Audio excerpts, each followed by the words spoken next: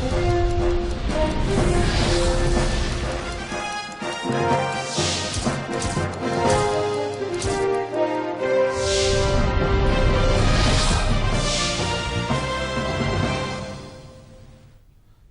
ఇది సంగతికి స్వాగతం.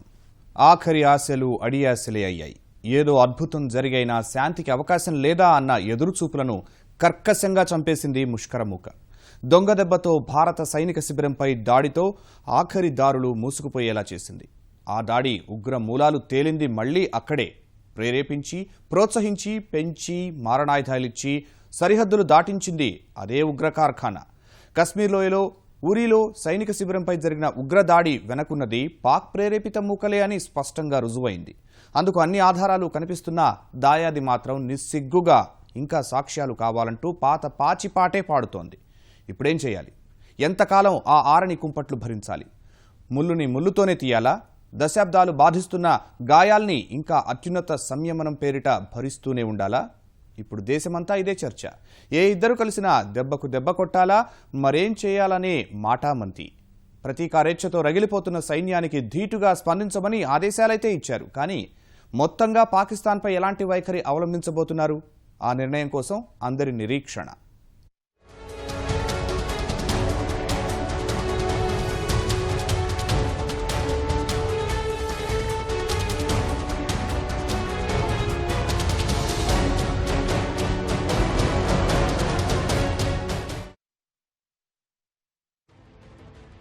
ఉరీలో సైనిక శిబిరంపై ఉగ్రదాడి సూత్రధారులకు శిక్ష తప్పదని హెచ్చరించారు ప్రధానమంత్రి నరేంద్ర మోదీ. ఈ ఘటన ఖచ్చితంగా పాకిస్తాన్ పనేనని, ఆ దేశాన్ని ఏకాకిని చేయాల్సిన అవసరం ఉందన్నారు హోంమంత్రి రాజ్నాథ్ సింగ్. భారత్ వ్యాఖ్యలపై పాకిస్తాన్ కూడా స్పందించింది. భారత్ది తొందరపాటు చర్య అని, ఇలాంటి ఆరోపణలకు తగిన ఆధారాలు చూపాలని పాతపాటే పాడింది. మరి తరువాత జరగబోయే పరిణామాలేంటి? రాజకీయ సంప్రదింపులపైనే ఆధారపడతారా? సైనిక చర్యకే ముందుకు వెళ్తారా? ఉరీ మారణహోమం సూత్రధారులపై ఎలాంటి చర్యలు తీసుకుంటారు? అందుకు ఏ మార్గాన్ని ఎంచుకుంటారు? ఈ విషయంపైనే ఢిల్లీ నిర్ణయంపై అంతా ఉత్కంఠగా చూస్తున్నారు.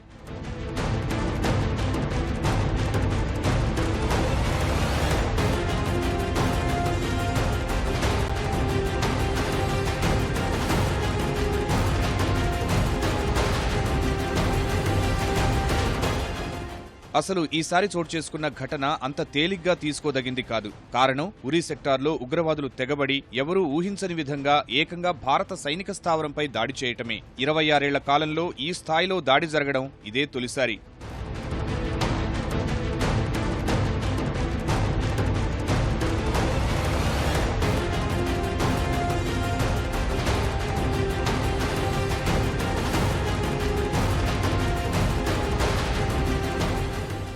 ఈ దాడిలో డోగ్రా రెజిమెంట్ సైనికులు నిద్రిస్తున్న గుడారం అగ్నికి ఆహుతై 14 మంది వీరమరణం పొందారు. అదే రెజిమెంట్కు చెందిన మరో 3 సైనికులు ఉగ్రవాదులతో పోరాడుతూ చనిపోయారు. 20 మంది తీవ్రంగా గాయపడ్డారు. ఆత్మాహుతికి సిద్ధపడ్డ ఉగ్రవాదులతో భారీ ప్రాణనష్టం ఉంటుందని గ్రహించిన ఉన్నతాధికారులు ఇలాంటి పోరాటాల్లో ఆరితేరిన పారాట్రూపర్లను హెలికాప్టర్ల ద్వారా ప్రాంగణంలో దింపారు. ఈ ప్రత్యేక బలగాలు పరిపాలనా భవనంలో నక్కిన ఉగ్రవాదులకు ఊపిరి సలిపే అవకాశం ఇవ్వకుండా ఎదురుదాడి జరిపారు. దాదాపు 3 గంటల పోరాటంలో 4 ఉగ్రవాదులు హతమయ్యారు.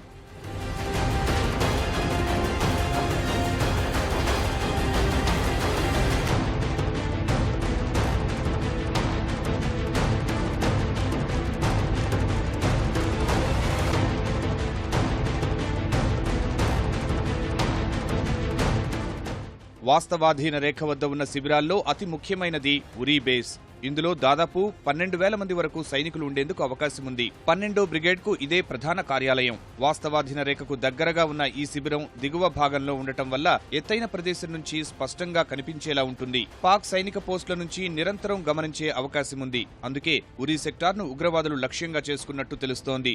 అయితే పెద్ద ఎత్తున ప్రాణనష్టం కలుగజేయడానికి వారు పన్నిన పన్నాగం తలుచుకుంటే ఎవరికైనా ఒళ్లు జలధరించక మానదు. పఠాన్కోట్ దాడి ఘటన ఇంకా మరొక ముందే అంతకు మించిన నష్టాన్ని కలుగజేసింది ఉరీ సైనిక శిబిరంపై దాడి. పఠాన్కోట్ ఘటనలో 7 జవాన్లు మరణిస్తే ఉరీ ఘటనలో 17 మంది మృత్యువాత పడ్డారు.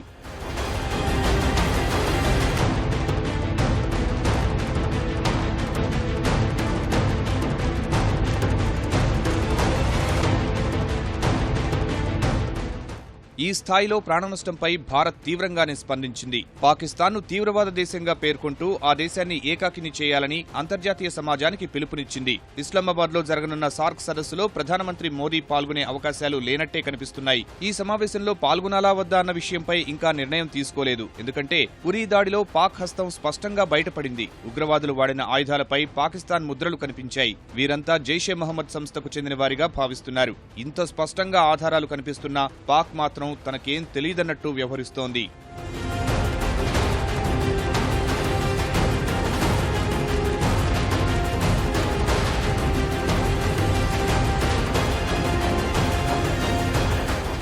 కశ్మీర్ లోయలో హింసాత్మక పరిస్థితులు మరింత రెచ్చగొట్టే ప్రణాళికలో భాగంగానే పాక్ ఈ దుర్మార్గానికి తెగబడింది అనడంలో ఎలాంటి సందేహం లేదు. ఆజాదీకి సాయం పేరిట దాయాది విదేశాంగ సలహాదారు సర్తాజ్ అజీజ్ మొదలు భారత సైనికుల కోసం కశ్మీర్ను శ్మశానంగా చేస్తామన్న ఉగ్రనాయకుడు సలావుద్దీన్ మాటల వరకు ఏ పరిణామం చూసినా కశ్మీర్పై కుయుక్తులకు మరింత పదును పెట్టేందుకు పాక్ కేంద్రంగా పనిచేస్తున్న శక్తులు ఉరీలో దాడికి తెగబడినట్లు స్పష్టమవుతోంది. పైగా వారికిదేం కొత్త కాదు కూడా. పాక్ నుంచి ముష్కరులు ఎప్పటికప్పుడు దేశంలోకి చొరబడి భారత్లో రక్తపాతం సృష్టిస్తూ ఉంటారు. శీతాకాలం దగ్గర పడే కొద్దీ ఆ బెడద మరింత పెరగడమూ సాధారణం. భారీగా కురిసే మంచు మాటున నిశ్శబ్దంగా చొరబాట్లను ప్రోత్సహించడమే ఇందులోని వ్యూహం.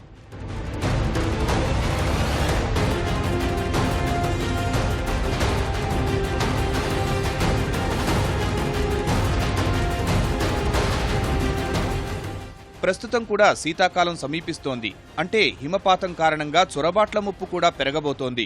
అందుకు సన్నాహకంగానే కశ్మీర్లో భారీ విధ్వంసానికి పాక్ శక్తులు కుట్ర పన్ని ఉరీ ఘాతుకానికి ఒడిగట్టినట్లు విశ్లేషకులు భావిస్తున్నారు. కానీ చొరబాట్ల విషయంలో భారత్ చేస్తున్న ఆరోపణలను పాక్ నిస్సిగ్గుగా తోసిపుచ్చుతోంది. సరిహద్దులో కంచె వేసి ఉంది, కట్టుదిట్టమైన భద్రత ఉన్నందువల్ల అలాంటి అవకాశమే లేదని చెబుతోంది. కానీ ఉగ్రవాదులు సరిహద్దు కంచెను కత్తిరించి లోపలికి ప్రవేశించినట్టు భారత సైనిక వర్గాలు చెబుతున్న మాట. ఈ చొరబాట్ల విషయంలో నిఘా వర్గాలు హెచ్చరించిన మాట వాస్తవమే. మరి ఈ చొరబాట్లు ఎలా జరుగుతున్నాయి? ఖచ్చితంగా ఎవరో ఒకరు సాయం చేస్తూ ఉండాలి.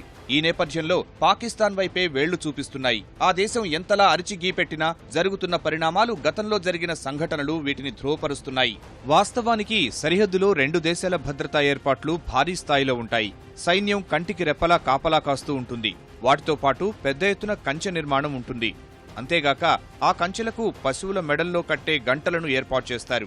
ఒకవేళ ఎవరైనా కంచె దాటేందుకు ప్రయత్నించినప్పుడు అవి శబ్దం చేస్తాయి. తద్వారా గస్తీ కాస్తున్న జవాన్లు అప్రమత్తమవుతారు. అంతేకాదు ట్రిప్లు, వలలు కూడా ఏర్పాటు చేస్తారు. ట్రిప్కున్న తీగ తాకితే పేలుడు శబ్దం వస్తుంది. అలాగే పొంచు వలలు కాళ్లకు చుట్టుకుంటే చొరబాటుదారులు ముందుకు వెళ్లటం కష్టం.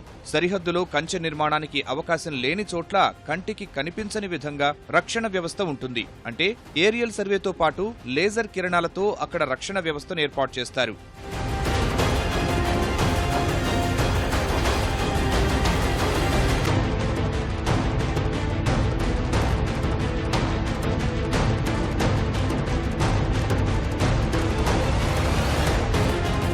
వీటన్నింటికి తోడు ఆ ప్రదేశంలో సైనిక పహారా ఎలాగూ ఉంటుంది. అయినా గానీ చొరబాట్లు జరుగుతున్నాయి. అంటే అక్కడ పహారా కాస్తున్న సైనికుల సాయం లేకుండా కంచెను దాటుకుని వచ్చే అవకాశమే లేదు. సరిహద్దులో గస్తీ కాసే సమయం అక్కడి జవాన్లకు తెలుస్తోంది. జవాన్లు లేని సమయంలో ఏదో ప్రదేశం నుంచి భారత్ భూభాగంలోకి వచ్చే అవకాశం కలిగించేది పాక్ సైన్యమే. వారి సహకారం లేకుండా పెద్ద మొత్తంలో చొరబాట్లు జరగడం అసాధ్యం. కానీ పాక్ మాత్రం అలాంటి అవకాశమే లేదని బుకాయిస్తోంది. ఏం తెలియనట్టు నటిస్తూనే భారత భూభాగంలోకి ముష్కరులను తరలించే కార్యక్రమం భుజానికెత్తుకుంటోంది. 1999 నుంచి ఇప్పటి వరకు జమ్మూ కశ్మీర్లో జరిగిన దాడులను పరిశీలిస్తే చొరబాటుదారులకు పాక్ ఎలా అండదండలు అందిస్తుందన్నది అర్థమవుతుంది. 1999లో నవంబర్ 3న జరిగిన ఫిదాయిల దాడిలో 10 మంది భారత సైనికులు ప్రాణాలు కోల్పోయారు. ఆ ఘటన శ్రీనగర్లోని బదామీబాగ్ వద్ద చోటు చేసుకుంది. 2002లో జమ్మూలోని కాల్చౌక్ సైనిక కంటోన్మెంట్ పై ఫిదాయిలు జరిపిన దాడిలో 36 మంది చనిపోగా 48 మంది గాయపడ్డారు. మరణించిన వారిలో ఎక్కువ మంది సైనికుల కుటుంబాలకు చెందిన వారే. మరుసటి ఏడాది 3 ముష్కరులు అఖ్నూర్ సెక్టార్లోకి చొచ్చుకొచ్చి 8 మందిని బలిగొన్నారు. 2005లో అప్పుడే శ్రీనగర్ నుంచి ముజఫరాబాద్ కు బస్సు సర్వీస్ ఏర్పాటు చేశారు. ముందు రోజే టూరిస్టు రిసెప్షన్ సెంటర్ పై ఆత్మాహుతి దాడి జరిగింది. 2006, 2013, 2014, 2015లో వరుసగా ముష్కర మూకలు భద్రతా దళాలపై విరుచుకుపడ్డాయి. దాదాపు 58 మందికి పైనే మరణించారు. 2015లో 5 సార్లు దాడులు జరిగాయి.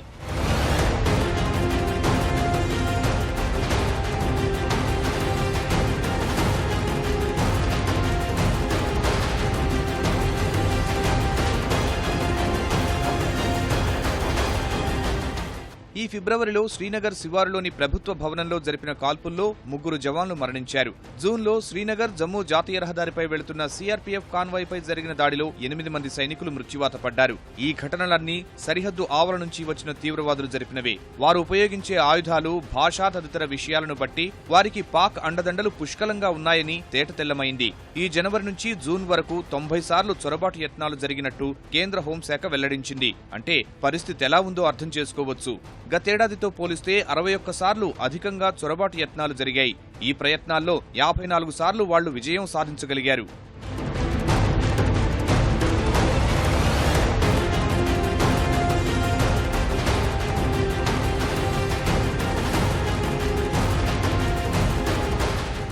ఈ చొరబాట్లు, ఉగ్ర ఘటనల వెనుక తమ హస్తం లేదని చెబుతున్న పాక్, కశ్మీర్లో వేర్పాటువాదాన్ని ప్రోత్సహిస్తున్న వారికి మద్దతు ఎందుకిస్తుందన్నది ఆ దేశానికే తెలియాలి.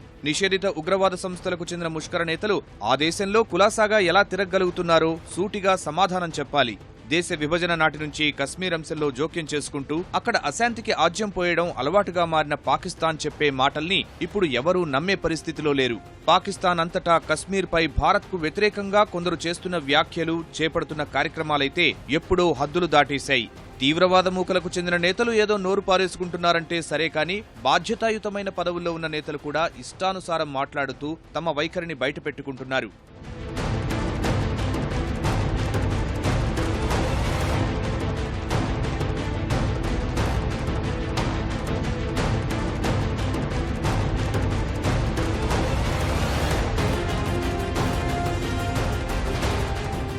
ఇవే కాదు, కశ్మీర్ ప్రజల స్వయం నిర్ణయాధికారం కోసం దౌత్య, రాజకీయ, నైతిక మద్దతు కొనసాగిస్తామని విదేశీ వ్యవహారాల సలహాదారు సర్తాజ్ అజీజ్ చెప్పడం వెనుక ఆంతర్యం అందరికీ తెలిసిందే.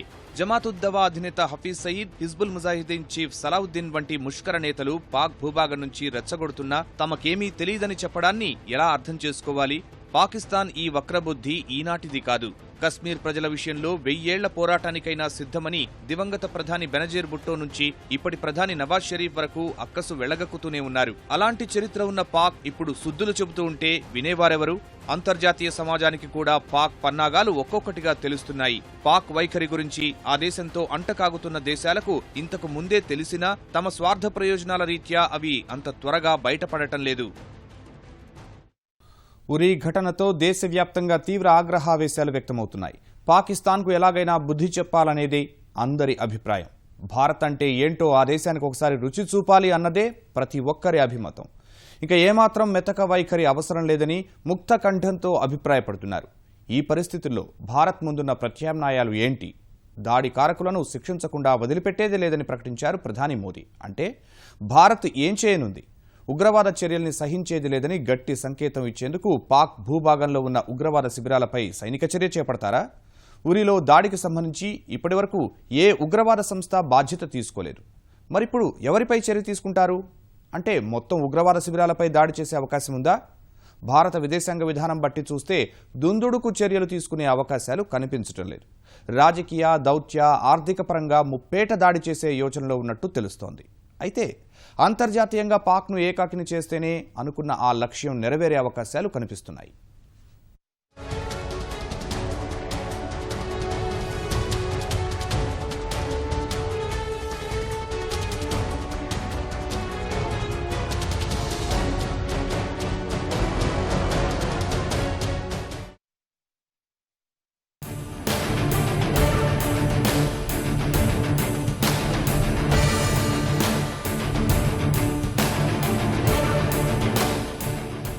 ఉరీ దాడి ఘటన తరువాత ఇప్పుడు భారత్ ఏం చేయబోతోందన్న అంశంపైనే చర్చిస్తున్నారు.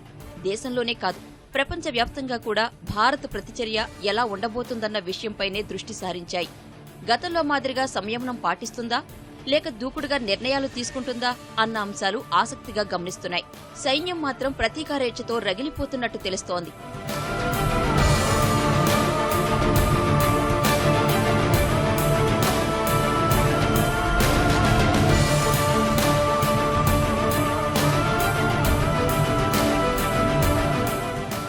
ప్రస్తుత పరిస్థితి, జరిగిన పరిణామాలు చూస్తే ఇప్పట్లో సైనిక చర్య తీసుకునే అవకాశాలు కనిపించడం లేదు. ఒకవేళ సైనిక చర్య తీసుకోవాలని అనుకుంటే మన సైన్యంలో ప్రత్యేక దళాలు ప్రపంచంలోనే అత్యంత సమర్థ పోరాట దళాలుగా పేరొందాయి. వారి నేతృత్వంలో ఈ దాడులు జరిపితే ఫలితాలు ఉంటాయని సైనిక వ్యవహారాల నిపుణులు చెబుతున్నారు. కానీ వాటికి రాజకీయ ఏకాభిప్రాయం కావలసి ఉంది. అన్ని వైపుల నుంచి ఆలోచించి తీసుకోవలసిన నిర్ణయం ఇది. మరో కోణంలో ఆలోచిస్తే ప్రస్తుతం పాకిస్తాన్ అణ్వాయుధాలు కలిగిన దేశం. పైగా దాడులపై మనలా ఆలోచించే వివేకం, ఓపిక, సహనం వాళ్లకు ఏ కోసానా లేవు. ఏమాత్రం అభద్రతాభావానికి లోనైనా వెంటనే అణ్వస్త్రం ఉపయోగించేందుకు వెనుకాడరు.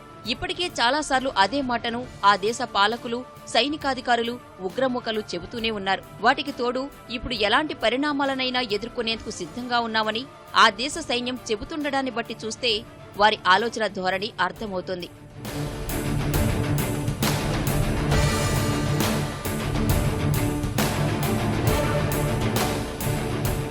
ఒకవేళ పాక్ భూభాగంలో ఉన్న తీవ్రవాద శిబిరాలపై దాడి చెయ్యాలన్నా కూడా కష్టమే.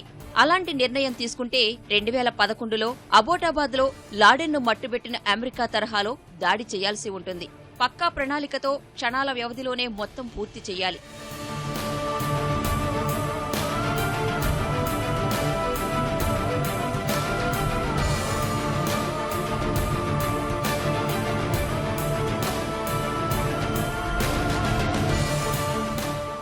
అందుకే ఇలాంటి దాడులకు కొంచెం సమయం పడుతుందని నిపుణులంటున్నారు. ప్రస్తుతం మన దేశం అనుకున్నదే తడవుగా పాకిస్తాన్పై దాడి చేయకుండా ఉండడానికి కారణాలు అనేకం ఉన్నాయి. పాకిస్తాన్ అణ్వస్త్ర దేశం. భారత్ చేపట్టే పరిమిత స్థాయి దాడులను ఎదుర్కోవడానికి చిన్నపాటి అణ్వాయుధాలను ఇప్పటికే సిద్ధం చేసుకుంది. వాటిని ప్రయోగించడానికి వెనుకాడేది లేదని బహిరంగంగానే చెబుతోంది. అందుకే ఆచితూచి ఆలోచించక తప్పదు. మరోవైపు చూస్తే అభివృద్ధి పదంలో ప్రపంచంలో బలీయమైన శక్తిగా ఎదగాలన్నది భారత్ లక్ష్యం. ఆ లక్ష్యాన్ని సాధించాలంటే యుద్ధ వాతావరణానికి దూరంగా ఉండాలి. పాకిస్తాన్కు అలాంటి లక్ష్యాలేం లేకనే దుందుడుకు చర్యలకు పాల్పడుతోంది. पाक ऑक्युपाइड को कॉन्फ्लिक्ट जोन बनाया जाए, इसमें दूसरे वर्ल्ड के देशों को भी कोई इसमें ज्यादा वो उसके ऊपर अपोज नहीं करेंगे और इसमें न्यूक्लियर थ्रेट का भी जो है डर नहीं होगा, क्योंकि पाकिस्तान हमेशा ब्लफ करता रहता है. यदि न्यूक्लियर थ्रेट की धमकी देता और करेगा तो मैं आपको बता दूं, हमको अमेरिका साथ है और अमेरिका पाकिस्तान को इस तरह की कोई हरकत नहीं होने देगा. అలాగని భారత్ మాత్రం చేతులు కట్టుకుని కూర్చునే పరిస్థితి లేదు. ఏదో రూపంలో పాక్ వక్రబుద్ధిపై చర్య తీసుకోవలసిందే. ప్రతీకారాగ్నితో రగిలిపోతున్న సైన్యం కూడా ఎప్పుడెప్పుడు వారికి గుణపాఠం చెబుదామా అని ఆవేశంతో ఎదురు చూస్తోంది. కేవలం రాజకీయ నాయకత్వం నిర్ణయం కోసమే ఎదురు చూస్తోంది.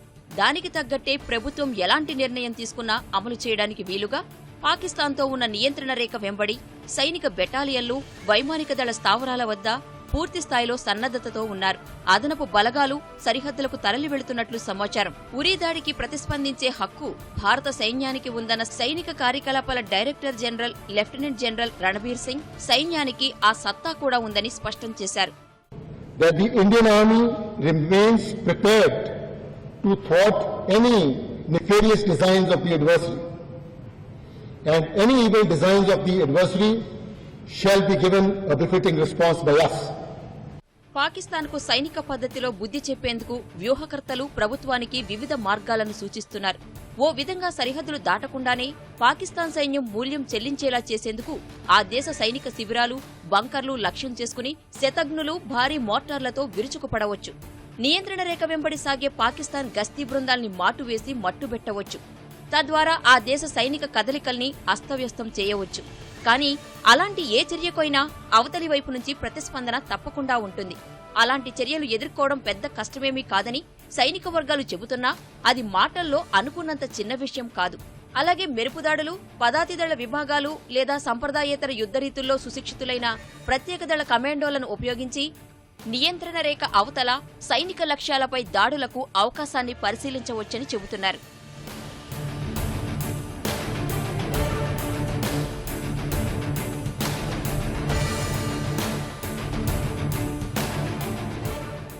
గగనతలం నుంచి దాడులు జరపాలని భావిస్తే శత్రు భూభాగంలోకి లోతుగా చొచ్చుకెళ్లి దాడులు చేయగల యుద్ధ విమానాలతో ఆ పని చేసే అవకాశమూ ఉంది.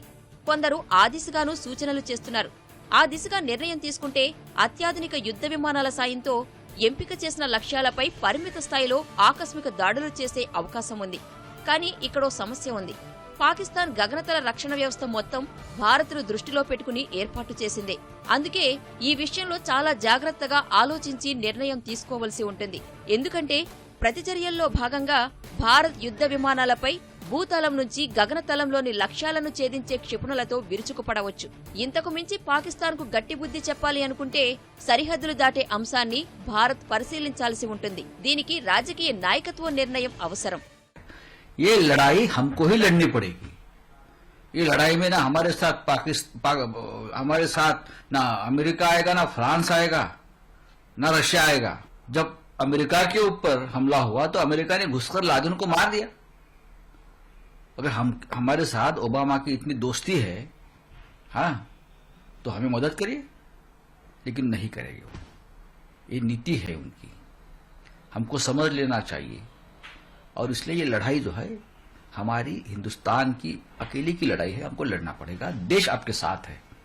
గతేడాది జూన్లో మణిపూర్లో 18 మంది భారత సైనికులను చంపినందుకు ప్రతీకారంగా మన ప్రత్యేక దళ కమాండోలు అంతర్జాతీయ సరిహద్దులు దాటి మయన్మార్లోకి ప్రవేశించి రహస్య ఆపరేషన్ను నిర్వహించారు. అప్పుడు కూడా కొన్ని రోజుల సమయం తీసుకుని పక్కా ప్రణాళికతో కమాండోలు దాడి చేశారు. ఇప్పుడు కూడా అలాంటి వ్యూహాన్ని అమలు చేస్తే ఎలా ఉంటుందన్న కోణంలో ఆలోచిస్తున్నారు. కానీ అప్పటి పరిస్థితి వేరు. అప్పుడు ఆ విషయంలో మయన్మార్ కూడా సహకరించింది. ప్రస్తుతం ప్రభుత్వ ఉన్నత వర్గాల ఆలోచన ప్రకారం ముందున్న మార్గాలు 3గా సమాచారం. 1. దౌత్యపరంగా చర్యలు తీసుకోవడం, పాకిస్తాన్కు కఠిన హెచ్చరిక జారీ చేయడం, సంపూర్ణ దర్యాప్తు కోసం డిమాండ్ చేయడం, పాక్తో సంబంధాల్ని తగ్గించుకోవడం, ఇస్లామాబాద్లో భారత్ హైకమిషనర్ను వెనక్కి పిలవడం. కానీ భారత్ పాక్ల మధ్య చర్చలు సాగుతున్నప్పుడే దౌత్యపరమైన ఒత్తిడి పనిచేస్తుందనేది వాస్తవం. ప్రస్తుతం చర్చల్ని నిలిపివేశారు కాబట్టి ఫలితాలు తక్కువే. 2. వాస్తవాధీన రేఖ వద్ద సైన్యాన్ని మోహరించి తీవ్రవాద శిబిరాలపై దాడి చేయటం. 3. ఉరీ ఘటనలో కీలక సూత్రధారులను లక్ష్యంగా చేసుకోవడం వంటివి ఉన్నాయి. అంటే ప్రపంచ ప్రధాన దేశాలకు దూతలను పంపి జైషే మొహమ్మద్, లష్కరే తోయిబా తదితర ఉగ్ర సంస్థలకు ఆశ్రయం కల్పిస్తున్న పాక్ పై చర్యకు మద్దతు కూడగట్టవలసి ఉంటుంది. आज तक जो हम सबूत पाकिस्तान को देते आए हैं वो यूएन जनरल असेंबली के सामने पाकिस्तान आतंक को कैसे फैलाता है उसके जो सबूत है हमारे पास वो यूएन जनरल असेंबली को दे. और साथ में हमारे साथ आज खड़ा होगा बांग्लादेश खड़ा है जो भी पाकिस्तान के आतंक से सताया हुआ है. अफगानिस्तान है वो भी परेशान है पाकिस्तान के आतंक से. इन दोनों मुल्कों से, इन दोनों देशों से मिल के एक नीति बनाए कि पाकिस्तान को एक अकेला कर दिया जाए और कटहरे में खड़ा किया जाए यूएन जनरल असेंबली में आतंक के मामले पे. ప్రపంచవ్యాప్తంగా ఉగ్రవాదంపై అసహనం, ఇస్లామిక్ ఉగ్రవాదులు, ఐఎస్ఐఎస్ వ్యాప్తిపై భయం నెలకొని ఉండడం, ఆఫ్ఘన్ వ్యవహారంలో పాక్పై విశ్వాసం కోల్పోవడం వంటి పరిస్థితుల నేపథ్యంలో అంతర్జాతీయ మద్దతు విషయంలో భారత్కు సానుకూలత ఉండే అవకాశం ఉంది. అయితే ఇది సుదీర్ఘ, క్లిష్టతరమైన విషయం కావడంతో పాటు అంతగా ఫలితాన్నిచ్చేదిలా కనిపించడం లేదు. ఇంకో విషయం ఏంటంటే అంతర్జాతీయ సమాజానికి విన్నవించడం వల్ల కశ్మీర్ వివాదాన్ని అంతర్జాతీయం చేసినట్టవుతుంది.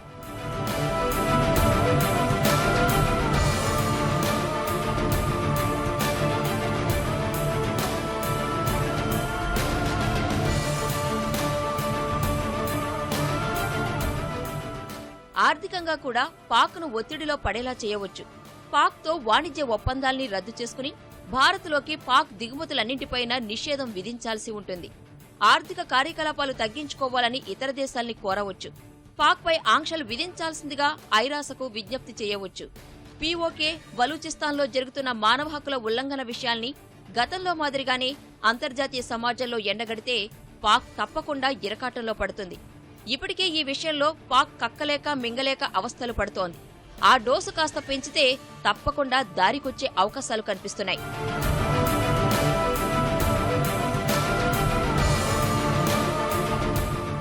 ప్రభుత్వ పరంగా ఇన్ని ప్రత్యామ్నాయాలు ఆలోచిస్తున్నప్పటికీ ప్రస్తుతం అందరి మధ్యలో మెదులుతున్నది మాత్రం ఒక్కటే, పాకిస్తాన్కు గట్టిగా బుద్ధి చెప్పాలి. మరోవైపు మనవైపు కన్నెత్తి చూసే దుస్సాహసం చేయకూడదు. ఇందుకు ఎలాంటి చర్య తీసుకున్నా సరే అన్న అభిప్రాయం భారత ప్రజానీకంలో నెలకొంది.